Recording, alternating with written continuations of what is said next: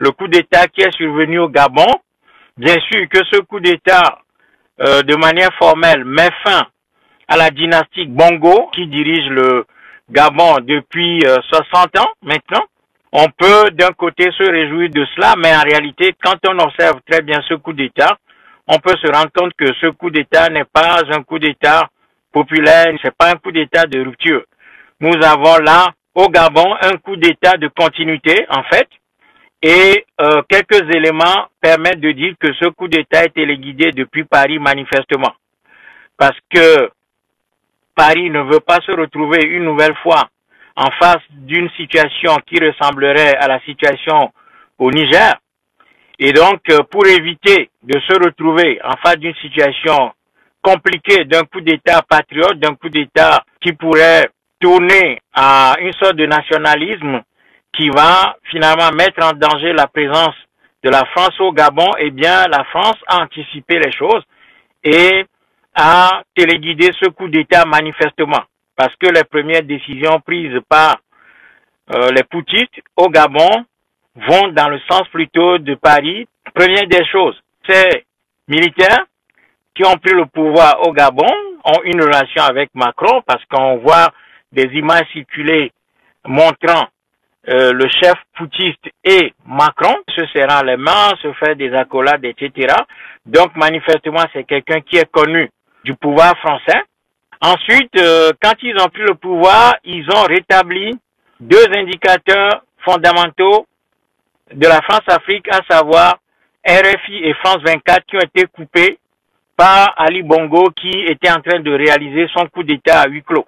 Donc là, on voit que par le rétablissement des médias français, les putschistes envoient un signal, adressent un message à la France, comme quoi les intérêts français ne sont pas menacés, et le discours tenu par ces putschistes n'est pas du tout un discours de rupture. On a l'impression que ces gens veulent continuer dans le même système et envoient plutôt un message rassurant à Paris et aux autres pays étrangers présents, au Gabon particulièrement. Donc là, nous voyons que ce coup d'État n'est pas un coup d'État de rupture, mais un coup d'État de continuité. Ce coup d'État, comme je le disais, cet après-midi, si Paris n'est pas derrière directement, eh bien, c'est un coup d'État qui, en tout cas, a l'aval de Macron et de Paris. Donc, ce coup d'État est un coup d'État de continuité. C'est pas un coup d'État de rupture. Et pourquoi est-ce que ce coup d'État intervient? C'est parce que le candidat opposant en face d'Ali Bongo a, de manière écrasante, remporté l'élection. Et cela annonce véritablement des manifestations dans le pays, comme ce fut le cas il y a 5 ans lorsque Ali Bongo a volé l'élection. Vu le contexte de coup d'État en Afrique, Paris redoutait que ces manifestations ne suscitent dans des camps militaires un mouvement en faveur du peuple et que cela peut-être va déboucher sur un coup d'État qui va renverser Ali Bongo. Donc pour éviter qu'un éventuel coup d'État ne survienne après la fraude électorale d'Ali Bongo, Paris a anticipé les choses et a poussé les militaires qui ont fait ce coup d'État à réaliser effectivement ce coup d'État pour sauvegarder le pouvoir et ne pas mettre Paris en difficulté, puisque Paris est déjà en difficulté à Niamey particulièrement. Donc Paris ne veut pas se retrouver en face d'un deuxième front qui serait le front gabonais. Et donc voilà pourquoi Paris a manifestement téléguidé ce coup d'État. Ça c'est clair.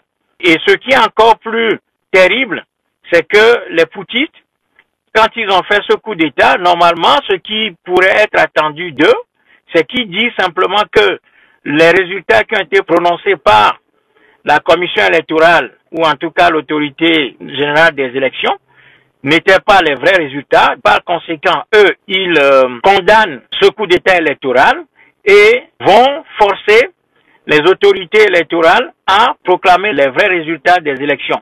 Ils font pas ça. Non seulement ils rejettent les résultats, mais ils dissolvent toutes les institutions et ainsi ils jettent la victoire de Albert Ondo-Ossa par la fenêtre et ils disent on remet tout à zéro pour conduire une transition qui va déboucher sur une élection. Alors que ce qui aurait pu éviter une situation de crise au Gabon, c'est tout simplement que l'armée dise bon, les résultats qui sont prononcés ne sont pas les vrais Et donc, nous suspendons tout et nous demandons à la commission électorale de prononcer les vrais résultats.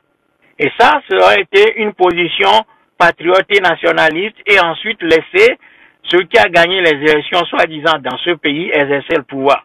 Donc, les militaires sont dans une situation où ces gens, on se rend compte qu'il y a un jeu qui se joue au Gabon, quoi. Et tout ça parce que Paris craignait que les militaires, s'ils ne commandent pas la situation au Gabon, eh bien, la France risque de se retrouver en face d'une situation qui va ressembler à la situation au Niger.